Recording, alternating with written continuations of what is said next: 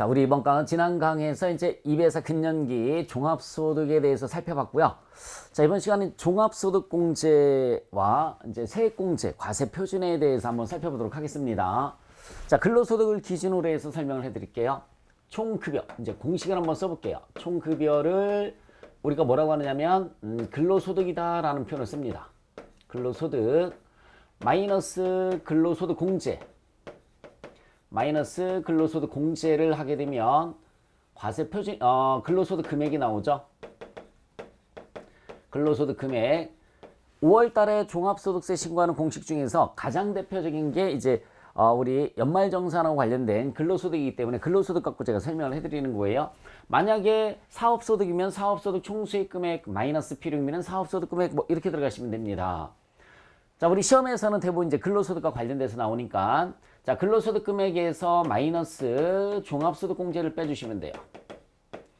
종합소득 공제를 빼주시면 과세표준이 계산이 됩니다. 과세표준.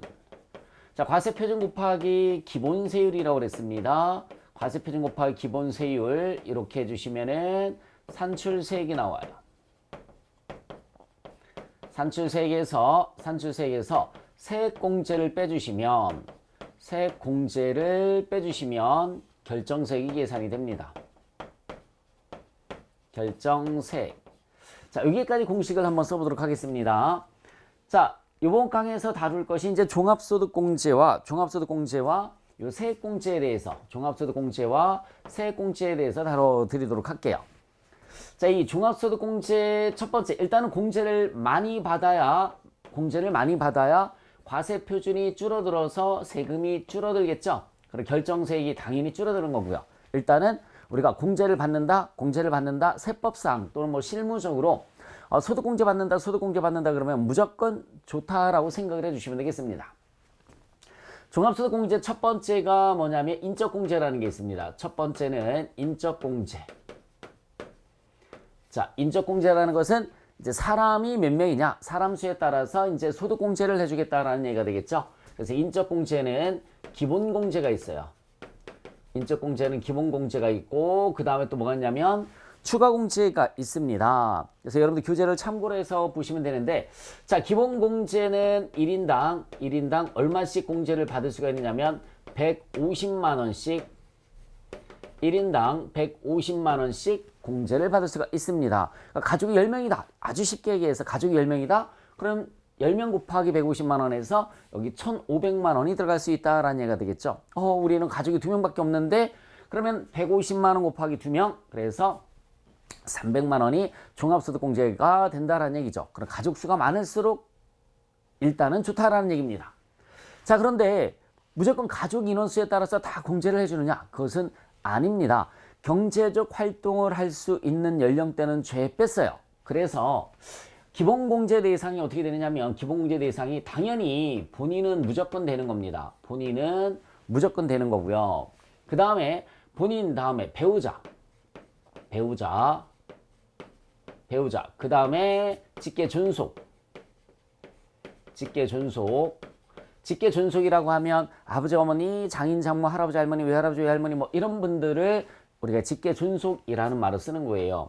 그래서 60세 이상만 가능합니다. 60세 이상만. 59세까지는 경제적 활동을 할 수 있기 때문에 기본공제를 해주지 않겠다라는 그런 얘기가 되는 거죠. 자, 직계존속 다음에 직계비속이 있습니다. 직계비속은 아들이나 딸, 뭐 손주라면 손주, 손녀 이런 내 밑에 딸린 식구들을 직계비속이다라는 말을 쓰는 거죠. 20세까지만 됩니다. 20세까지만 되는 거예요. 그러면 21살부터는 안 된다는 얘기죠. 결론적으로 21세부터 59세까지는 안 된다라는 얘기입니다. 왜? 경제적 활동을 할 수 있는 연령대이기 때문에 21세부터 59세까지는 아무리 가족이 많다 하더라도 종합소득공제를 받을 수가 없다라는 얘기가 되는 거예요. 자, 그리고 형제 자매도 됩니다. 형제 자매 똑같아요. 대신에 형제 자매도 60세 이상 그 다음에 20세까지 똑같이 조건은 똑같습니다. 형제 자매도 되고요. 위탁아동 위탁아동은 어떤 친구들을 위탁아동이다라고 하느냐면 정상적인 가정에서 생활할 수 없으니까 일시적으로 잠시 정상적인 가정에서 같이 생활을 하는 아동들을 갖다 우리가 위탁아동이다라는 말을 쓰는 거죠. 그래서 엄마 아빠의 경제적 능력이 많이 부족하거나 어떤 안 좋은 여건에 의해서 좀 정상적인 가정에서 아이들을 돌볼 수 있게끔 그렇게 하는 것을 우리가 이제 위탁제도라고 하는데 위탁아동이라고 합니다. 위탁아동은 18세까지만 돼요. 18세까지만 되고요. 6개월 이상 위탁하고 있어야 됩니다. 6개월 이상. 6개월 이상 위탁하고 있으면 똑같이 자녀랑 똑같이 취급을 받을 수가 있습니다. 자, 장애인이 있죠, 참. 장애인은 나이 제한 없이 공제가 됩니다. 그 이유는 뭐냐면 장애인은 경제적 활동을 하기 힘드신 분들이 많으니까 나이를 따지지 않습니다. 그러니까 21세부터 59세까지는 경제적 활동을 할 수 있기 때문에 안 된다라고 했죠. 하지만 장애인은 나이를 따지지 않겠다. 나이 제한 없이 공제가 된다라고 알아두시면 돼요. 그래서 우리 가족이 10명이야. 그러면 150만 원 곱해서 1,500만 원 들어가는 줄 알았더니 다 뭐 우리 집 가족들은 10명이 뭐 21살부터 본인을 제한 나머지가 21살부터 59세까지에 속하는 연령들이다. 그러면 종합소득공제는 한 명도 못 들어간다는 얘기죠. 본인밖에 못 들어간다라는 얘기입니다. 우리 집 가족은 4명인데 4명이 나, 그 다음에 경제적 활동이 없는 배우자, 그 다음에 2명은 20세 이하의 아이들이야. 그럼 다 4명이 다 들어가는 거예요. 가족이 많다라고 무조건 다 되는 건 아니고요. 이런 조건들을 충족을 해줘야지만 된다라는 걸 기억을 해주셨으면 좋겠습니다. 자, 그리고 또 이분들께서는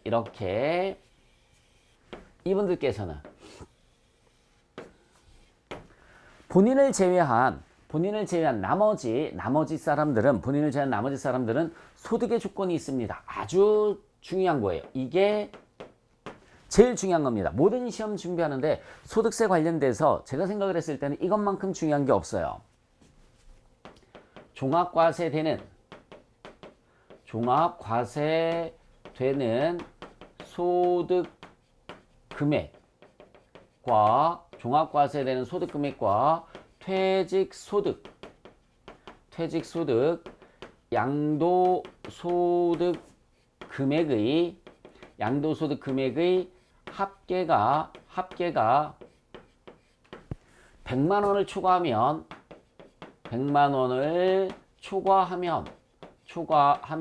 초과시 기본공제를 받을 수가 없습니다. 기본공제 대상이 아닙니다. 종합과세되는 소득금액과 퇴직소득, 양도소득금액의 합계가 100만 원을 초과하게 되면 기본공제 대상이 안 된다라는 얘기죠. 그러니까 아무리 만약에 65세의 아버지예요. 65세의 아버지인데 양도소득금액이 한 5천만 원 있어요. 그러면 기본공제를 받을 수가 없다는 얘기죠. 자, 아들이 18세입니다. 그럼 직계비속으로 20세까지니까 되는 거죠. 근데 아들이 사업소득이 있어요. 프리랜서입니다. 그럼 안 돼요. 그래서 종합과세되는 소득금액과 퇴직소득, 양도소득금액의 합계가 100만 원을 초과하면 기본공제 대상이 아니다. 이 얘기는 어떻게 표현할 수 있냐면 분리과세되는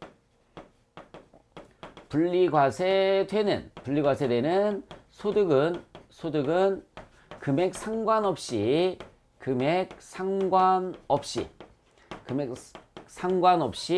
기본공제 됩니다. 이렇게 알아두시면 되겠습니다. 분리과세되는, 여기서 단서 조건을 종합과세되는 소득금액과 이렇게 써놨으니까는 분리과세되는 소득은 금액과 상관없이 기본공제가 된다라는 얘기죠. 금액과 상관없이 기본공제가 된다. 자, 이걸 소득의 종류별로 제가 한번 써보도록 하겠습니다. 소득의 종류별로 다 써드리면 이 밑에 부분은 일단 잠깐만 제가 지우도록 할게요. 소득의 종류별로 저거를 나열을 한번 해볼게요. 왜냐하면 이자 소득과 배당 소득은 2천만 원까지는 분리과세, 2천만 원 초과는 종합과세라고 그랬고요. 사업소득 금액은 무조건 종합과세라고 그랬고 우리 그렇게 암기했었잖아요. 네, 종류별로 한번 써보도록 하겠습니다. 이자 소득과 첫 번째요. 이자 소득과 배당 소득은 총 이자 소득과 배당 소득은 2천만 원을 2천만 원까지는 돼요. 2천만 원까지는 되는데 2천만 원을 초과를 하면 안 됩니다. 뭐가 안 되느냐? 기본공제가 안 된다라는 얘기예요. 이 기본공제가 안 된다는 얘기입니다. 부양가족이 이자 소득과 배당 소득 합계가 2천만 원까지는 분리과세니까는 2천만 원까지는 분리과세 되는 거잖아요. 그러니까 금액 상관없이 공제가 되는데 2천만 원을 초과하면은 종합과세니까는 안 돼요. 자, 두 번째 2배 4니까 사업소득 총수익 금액 마이너스 우리 필요경비라고 배웠죠. 필요경비는 사업소득 금액입니다. 얘가 100만 원을 초과를 하면 기본공제 안 됩니다. 100만 원을 초과하면 기본공제가 안 되는 거예요. 100만 원을 초과하면 기본공제가 안 된다. 이자 소득과 배당 소득은 2천만 원을 초과하면 기본공제가 안 됩니다. 자, 세 번째 근로소득은 근로소득 마이너스 근로소득 공제란 말이에요. 근로소득 마이너스 근로소득 공제는 근로소득 금액입니다. 근로소득 금액이에요. 일용근로자는 무조건 분리과세니까 상관이 없고요. 상용근로자는 자, 근로소득이 500만 원일 때 근로소득 공제는 70%입니다. 이거 어떻게 나왔느냐고요? 이거 다음 강 연말정산 때 제가 설명을 해드립니다. 5, 7은 35니까는 350만 원이에요. 350만 원. 그러면 근로소득 금액이 150만 원이 나올 거예요. 근로소득 금액이 150만 원 이렇게 나옵니다. 그래서 근로소득은 150만 원을 초과하면 안 돼요. 근로소득 금액은 150만 원을 초과하면 안 됩니다. 근로소득은 500만 원이고요. 시험 문제에서 어떤 때는 근로소득 이렇게 나올 때도 있고요. 어떤 때는 근로소득 금액 이렇게 나올 때도 있습니다. 그래서 이게 뭔지는 근로소득 공제 70%가 뭔지는 제가 다음 강 연말정산에서 설명을 해드릴 거고요. 일단은 여기에서 근로소득은 500만 원, 근로소득 금액은 150만 원을 초과하면 기본공제가 안 된다라고 기억을 해주셨으면 좋겠어요. 그 다음에 네 번째 사적연금은 1200만 원. 1200만 원을 초과하면 안 됩니다. 사적연금은 1200만 원을 초과하면 안 돼요. 1200만 원. 여러분들 사적연금 1200만 원까지는 분리과세, 1200만 원 초과는 종합과세라고 그랬잖아요. 그래서 1200만 원을 초과하면 안 되고요. 다섯 번째 기타소득 총수입금액 마이너스 필요경비는 기타소득금액이죠. 기타소득금액 얘가 300만 원을 초과하면 안 됩니다. 기타소득금액이 300만 원을 초과하면 안 된다. 300만 원을 초과하면 안 된다. 엄청 중요한 거예요. 그리고 퇴직소득, 양도소득 금액이 역시 마찬가지 100만 원을 초과하면 안 됩니다. 퇴직소득, 양도소득 금액이 100만 원을 초과하면 안 돼요. 여섯 번째 퇴직소득, 그 다음에 양도소득 금액, 양도소득 금액이 이 두 가지는 100만 원을 초과하면 안 된다. 뭐가 안 되느냐? 기본공제를 받을 수 없다. 여기 못 들어간다라는 그런 얘기가 되는 거예요. 자, 어떤 일이 있어도 여러분들께서 시험을 보시려고 하면 소득세법은 이게 암기가 되어 있어야 됩니다. 자, 다시 한번 읽어볼게요. 인적공제에서 기본공제는 1인당 150만 원을 받을 수가 있어요. 우리 집은 가족이 10명이다. 가장 기본적으로 따질 때 10명 곱하기 150만 원이면 1,500만 원이 들어갈 수 있는데 이제 조건을 따져야 된다는 얘기예요. 다 60세 이상이니? 오케이. 20세 미만에 해당되니? 20세까지니? 오케이. 우리 집은 10명이 다 60세 이상이고 20세까지야. 그러면 10명이 다 들어간다는 얘기죠. 대신에 조건이 또 하나 조건이 첫 번째 나이 조건을 충족했으면 두 번째는 뭐냐면 소득의 조건을 충족해줘야 되는 거니 된다는 얘기죠. 혹시나 이자 소득 배당 소득 2천만 원 넘니? 아니 우리 그렇게 안 되는데? 그럼 오케이. 사업소득 금액 100만 원 넘니? 아예 없는데? 오케이. 근로소득 500만 원 넘니? 없는데? 오케이. 사적연금 1200만 원 초과하니? 없는데? 오케이. 그러면 기타 소득 금액은 300만 원 초과하니? 없는데? 오케이. 퇴직소득, 양도소득 아무것도 없어 우리는. 그러면 다 들어간다는 얘기죠. 근데 나이를 통과를 했는데도 불구하고 이 중에 초과하는 소득이 하나라도 있으면 종합소득공제를 받을 수가 없다라는 그런 얘기가 되는 거죠. 자, 아버지가 70세예요. 그러면 되는 거죠. 네, 아버지가 70세인데 되는 거죠. 그런데 아버지가 사업소득 금액이 300만 원 있어요. 그럼 100만 원 초과했죠. 그러면 안 된다. 아버지 여기 못 들어간다. 라는 그런 얘기가 되는 거예요. 18살 자녀입니다. 여기 20세까지니까 되는 거죠. 네, 됩니다. 여기 들어가려고 했는데 기다려봐. 아들이 모델이에요. CF 모델, 프리랜서. 사업소득 금액이 3천만 원 있어요. 100만 원 초과됐죠? 안 됩니다. 라는 얘기가 되는 거죠. 배우자가 있어요. 배우자는 나이 제한 없습니다. 배우자는 나이 제한 없어요. 여기 무조건 들어갈 수가 있는데 배우자도 소득은 따지겠다라는 얘기예요. 배우자가 예를 들어서 이자 받은 게 3천만 원 있다. 2천만 원 초과했네. 그럼 안 되는 거예요. 여기 들어간다 안 들어간다? 안 들어간다는 얘기죠. 그래서 2천만 원까지는 분리과세니까는 상관없이 되는데 2천만 원 초과는 종합과세니까 안 되는 거고요. 그 다음에 사업소득 금액 100만 원 초과니까 안 되는 거고 근로소득 500만 원 또는 근로소득 금액은 150만 원이죠. 초과하기 때문에 안 된다라는 얘기입니다. 사적연금 1200만 원 초과하면 안 되고 기타 소득 금액이 내가 일부러 공식을 썼어요. 얘는 기타 소득 금액은 300만 원을 초과하면 안 된다. 퇴직소득 양도소득 금액 100만 원을 초과하면 안 된다라는 그런 얘기가 되는 겁니다.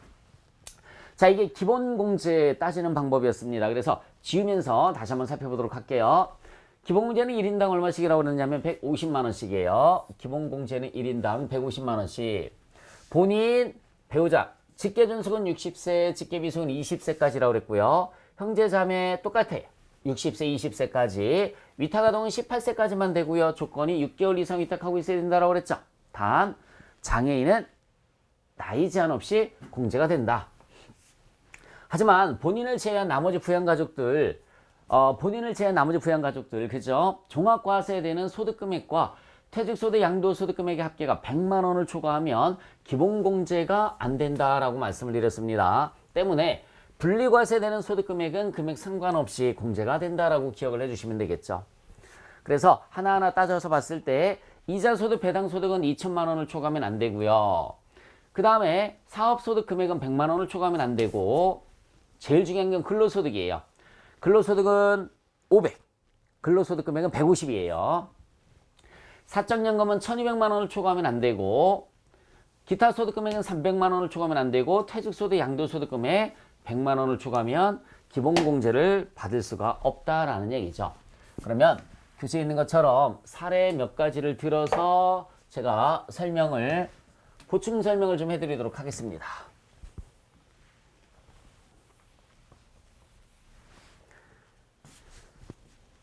나이를 통과를 해도 소득이 있으면 안 돼요. 장애인도 역시 마찬가지 소득이 있으면 안 됩니다.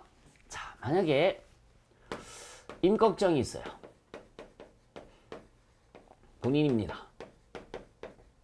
배우자가 있어요. 자, 그러면은 본인은 기본공제 무조건 되는 거죠. 예, 무조건 150만 원 받을 수가 있습니다. 본인은 무조건 150만 원 받을 수가 있어요. 자, 배우자를 봤더니 배우자의 소득이 이자 소득이 1,800만 원이 있고요. 1,800만 원. 사업 소득 금액이 90만 원이 있어요. 일용근로소득이 얼마냐면 1,500만 원이 있어요. 1,500만 원. 자, 과연 배우자는 기본공제를 받을 수 있는지 없는지 생각을 한번 해보시기 바랍니다. 자, 두 번째, 홍길동이 있습니다. 홍길동이 본인이고요. 본인은 무조건 기본공제 150만 원 받을 수 있어요. 그죠? 자, 홍길동의 배우자가 있습니다. 홍길동의 배우자가 있어요. 이 배우자는 과연 받을 수 있는지 없는지 따져보세요. 홍길동의 배우자는 근로소득이 200만 원이 있어요. 근로소득 금액이 50만 원 있어요. 50만 원 있고요. 그 다음에 사업소득 금액이 80만 원이 있어요. 80만 원 있습니다. 근로소득 금액이 50만 원. 이거 공식으로 보여드리면은 근로소득 마이너스 근로소득 공제는 근로소득 금액이라고 그랬죠. 근로소득 금액이에요. 지금 제가 여기에 근로소득 금액이라고 썼으니까 얘가 50만 원이다 라는 얘기입니다. 얘가 50만 원. 사업소득 금액은 사업소득 총수익 금액 마이너스 필요 경비는 사업소득 금액이에요. 얘가 80만 원이라는 얘기고요. 80만 원. 자, 그러면은 여러분들 따져볼까요?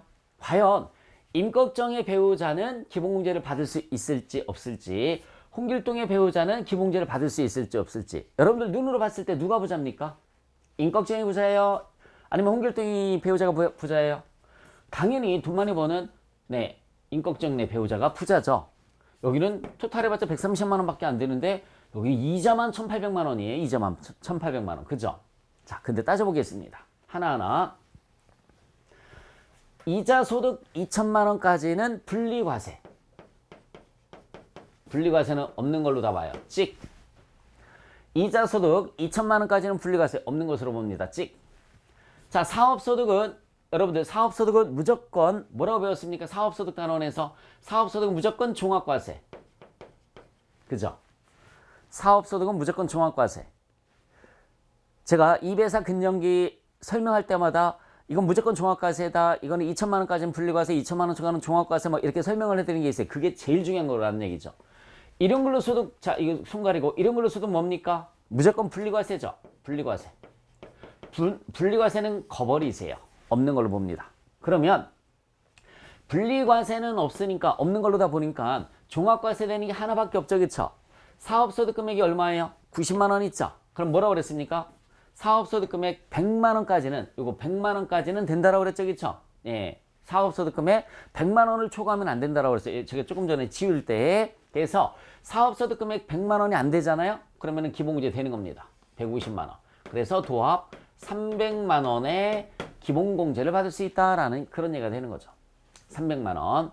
자, 그런데 홍길동의 배우자는 근로소득 금액 일단은 금액을 가리고요. 근로소득 금액 뭡니까? 종합과세예요. 종합과세. 일용근로자가 분리과세라고 그랬고 상용근로자는 종합과세라고 그랬잖아요. 사업소득 금액 가리고요. 일단 뭡니까? 사업소득 무조건 종합과세입니다. 무조건 종합과세. 그러면 종합과세 되는 것은 두 개를 더해서 따지는 겁니다. 두 개 더했더니 얼마죠? 130만 원이죠. 두 개 더했더니 130만 원이에요. 그러면 100만 원을 초과됐기 때문에 종합과세 되는 금액이 100만 원을 초과됐기 때문에 안 되는 겁니다. 돈은 얘가 더 잘 버는데 얘는 소득공제를 해줘서 세금을 더 줄여주고, 돈은 얘가 더 못 버는데도 얘는 기본공제가 안 되는 거네요. 선생님, 근로소득 금액은 150만 원이라면서요. 얘 혼자만 있을 때는 150만 원만 갖고 따지는 거예요. 얘 혼자만 있으면 당연히 되는 거죠. 당연히 되는 거죠. 150만 원이 안 되잖아요. 다시 한번 얘기해 줄까요? 얘 혼자만 있어요. 근로소득 금액이 만약에 50만 원이다. 그러면 당연히 되죠. 기본공제. 그런데 또 다른 종합소득이 있으면은 합산해서 100만 원을 초과하면 안 되는 거예요. 또 다른 종합소득이 있으면은 합산해서 100만 원을 초과하면 안 된다. 엄청나게 중요한 겁니다. 다시 한번 말씀드릴게요.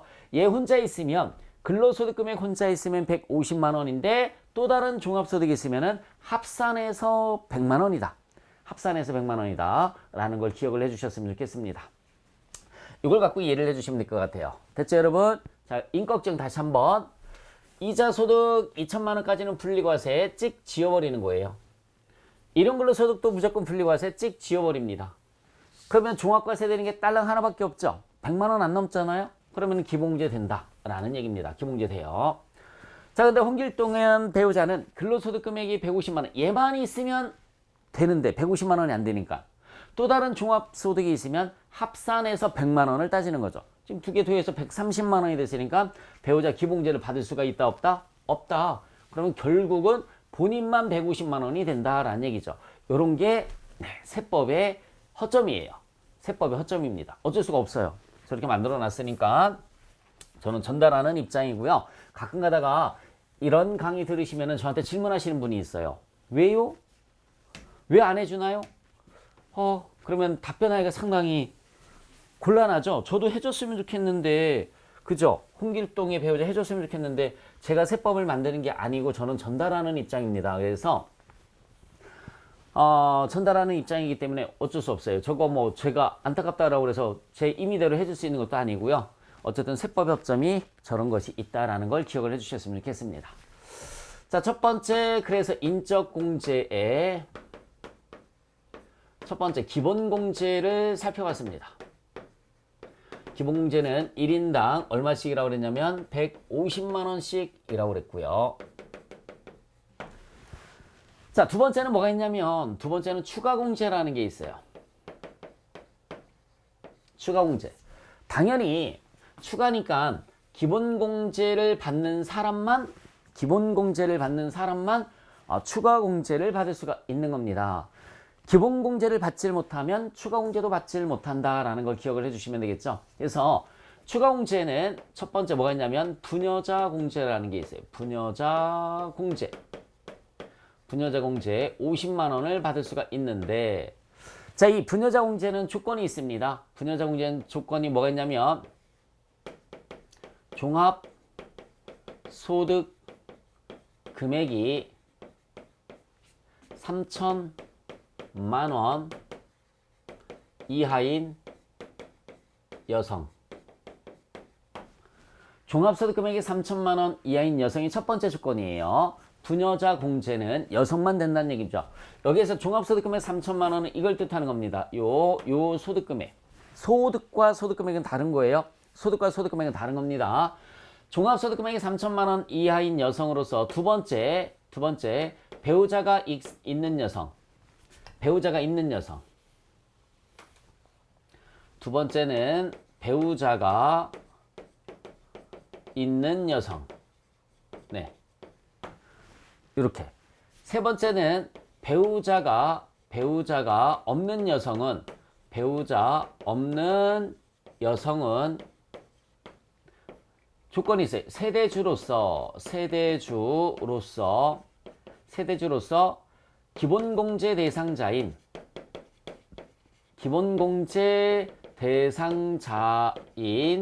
부양가족이 있어야 됩니다. 부양가족이 있어야 돼요.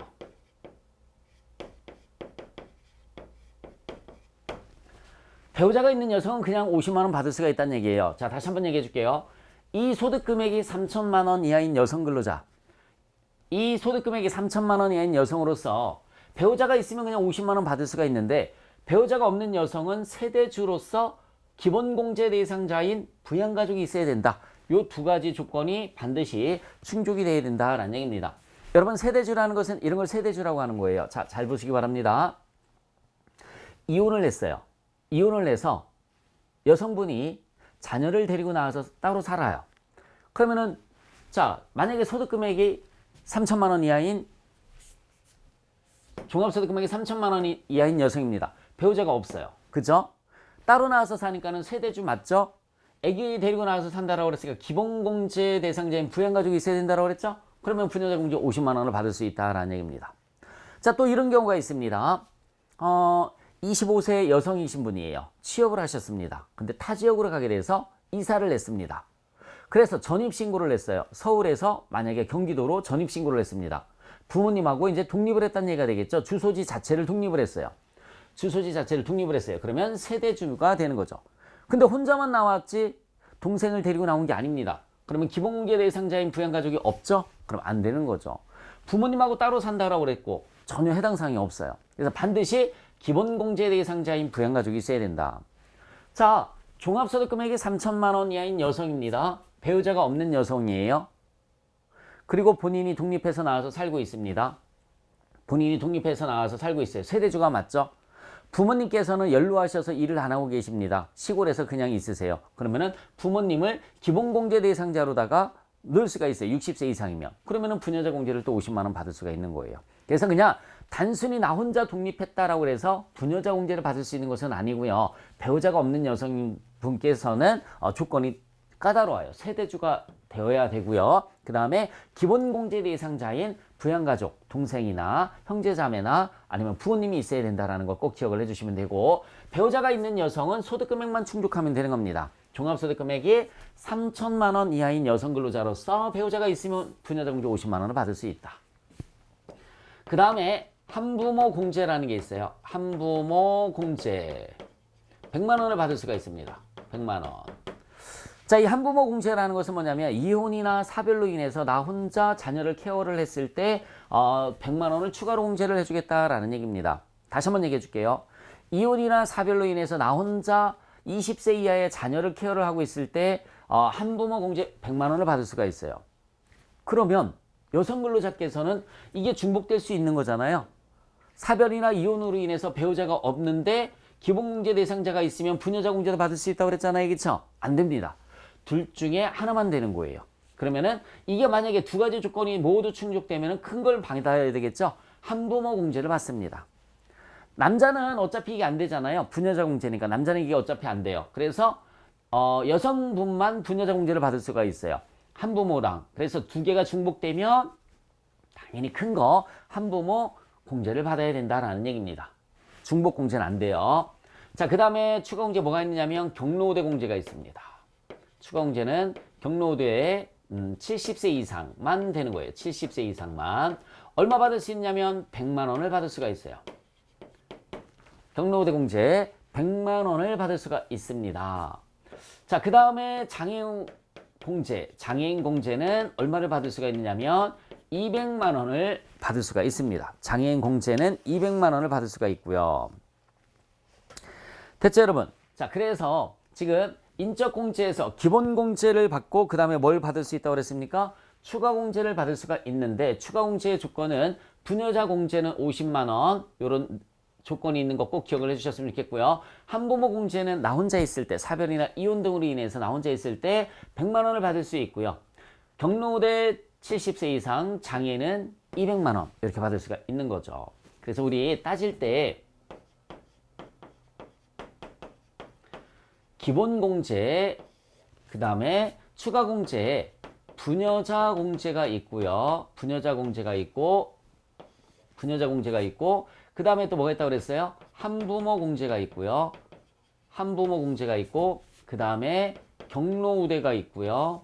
그 다음에 장애인 공제가 있습니다. 장애인 공제.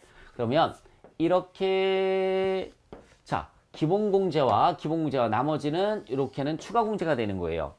본인은 기본 공제 무조건 되는 겁니다. 본인은 기본 공제 무조건 되는 거고요. 부녀자 되는지, 한부모도 되는지, 경로도 되는지, 장애인도 되는지를 다 따지는 거예요.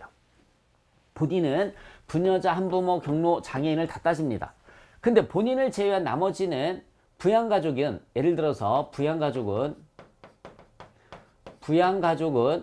만약에 기본공제가 된다라고 하는 사람만, 기본공제가 된다라고 가정을 하면, 자, 부녀자하고 한부모는 아예 따지지 않습니다. 부녀자와 한부모는 본인만 따지는 거고요. 부양가족은 기본공제가 됐을 때, 경로나 장애를 따지는 거예요. 기본공제가 됐을 때 경로나 장애를 따지고요. 만약에 부양가족 2가 기본공제가 안 된다라고 하면 아무것도 따질 게 없다라는 얘기입니다. 추가공제는 아무것도 따질 게 없어요. 자, 다시 한번 얘기해 줄게요. 본인은 기본공제 무조건 동그라미라고 그랬잖아요. 그러면 나머지 추가공제에 해당되는지 네 가지를 한번 다 따져보시는 거고요. 부양가족은 기본공제가 될 때만 경로와 장애인을 따지는 거고요.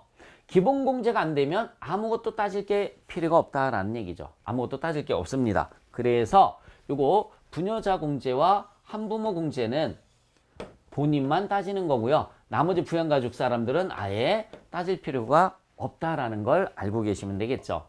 자, 이게 인적공제입니다. 인적공제. 기본공제는 1인당 얼마씩이라고 그랬습니까? 150만 원씩이 되는 거고요. 추가공제는 부녀자 공제 50만 원, 한부모 공제는 100만 원이고요. 경로우대 70세 이상일 때 100만 원, 그 다음에 장애인은 200만 원을 받을 수 있다라는 거 기억을 해주시면 되고, 반드시 부녀자 공제는 종합소득 금액이 3천만 원, 요거 3천만 원 이하인 여성으로서 배우자가 있으면 50만 원 무조건 받을 수가 있는데 배우자가 없으면 또 두 가지 조건이 충족돼야 된다. 세대주이면서 기본공제 대상자인 부양가족이 있어야 된다라는 거 알아두시면 됩니다. 그래서 작은 그림으로 보여드리면은 본인은 기본공제가 무조건 되는 거니까 추가공제도 4개를 모두 다 따져봐라 라는 얘기고요.